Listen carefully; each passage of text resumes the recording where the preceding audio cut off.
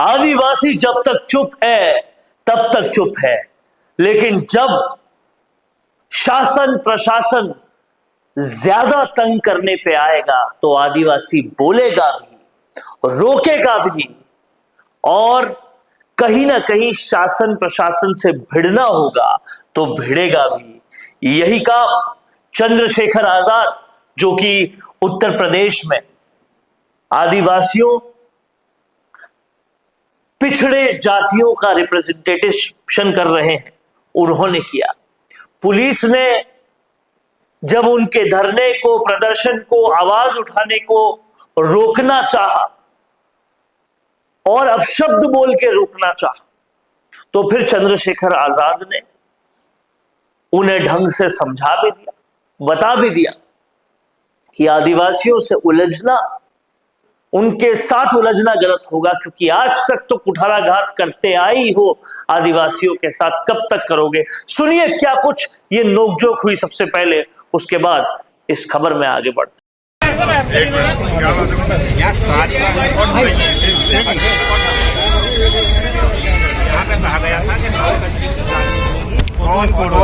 कौन है मालिक? कौन है वो मालिक जो कह रहा था ये सड़क किसकी है? सड़क है? कौन कह रहा था? सड़क तय करोगे आप? मालिक हो गया आप? कर्मचारी हो आप? मैं इंस्पेक्टर हूँ, इंस्पेक्टर ही रहूंगा। हाँ। मैंने आपको बता दी क्या? देखिए मैं हाथ जोड़ कर बता रहा हूँ, इंस्पेक्टर हूँ और इंस्पेक्टर ही रहूंगा। कौन मना कर रहा है कि आप इंस्पेक्टर नहीं है? कौन तय करेगा गाड़ी कितनी निकलेगी? क्या क्यों कर रहे हो? क्यों गाली क्यों दे रहे हो? हमारे अधिकारियों का आदेश है। आपके अधिकारी मालिक नहीं है? हाथ जोड़ रहा हूँ, गाली देने की मुझे आवश्यकता ही नहीं है। हाँ, लोकतंत्र है ये, गाली देकर दिखाओ आप। मुझे आवश्यकता ही नहीं है। हम ये कह रहे हैं मुकदमे लिखे हैं, मुकदमे लिख दो हमारे पास। अगर गाली मुझे क्यों आना पड़ता? धर्मवीर सिंह, मुझे क्यों आना पड़ता वहाँ से? सर ऐसी बात नहीं है। फिर आपको तो ये आप मुझे बताओ मैं क्यों आया वहाँ से? क्योंकि आप गाली दे रहे हो। गाली बिल्कुल नहीं देते हम लोग बिल्कुल कोई बात कानून का पालन करते हैं। सारी बातें रिकॉर्ड हो रही है, बिल्कुल रिकॉर्ड है।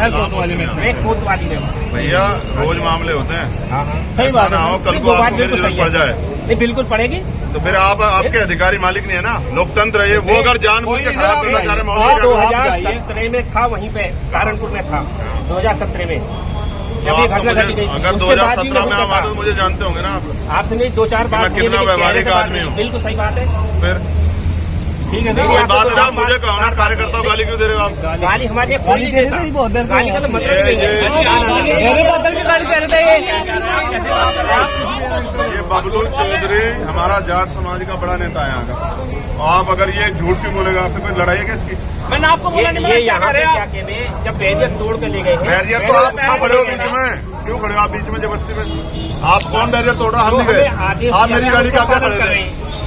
फिर वही आप अपने अधिकारियों के आदेश का पालन कर रहे हैं और हम जनता के प्रतिनिधि हैं। आप कैसे रोक दोगे हमें? हमारी गाड़ियां किस आधार पर रोको? क्या अपराध कर रहे हैं हम? कोई हमें तो जो आदेश और कोई बात नहीं। ठीक है, ऐसा मत करो। आदमी भूला नहीं जाता, याद रहता है।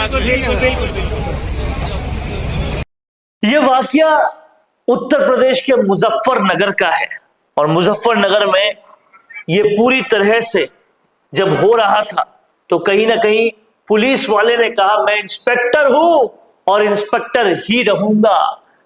यहां रोहना टोल प्लाजा पर पुलिस ने काफिलों को, चंद्रशेखर आजाद के काफिले की कुछ गाड़ियां रोक दी थी, और रोकने के बाद कुछ बोलचाल में अपशब्द कहे थे। उसके बाद तीखी नोकझोंक हुई। लेकिन समझने वाली बात यही है कि समाज लगातार आदिवासियों को, पिछड़ों को रोक रहा है, और कितना रोकेगा? आवाज उठाने का भी मौका अगर नहीं मिलेगा तो कैसे चलेगा? और यही काम अब राजकुमार रोत और चंद्रशेखर जैसे नेता प्रशासन को, शासन को बताने का कर रहे हैं कि अब और आदिवासी झुकेगा नहीं, रुकेगा नहीं। क्या कुछ कहना है आपका? लिख डालिए कमेंट बॉक्स में।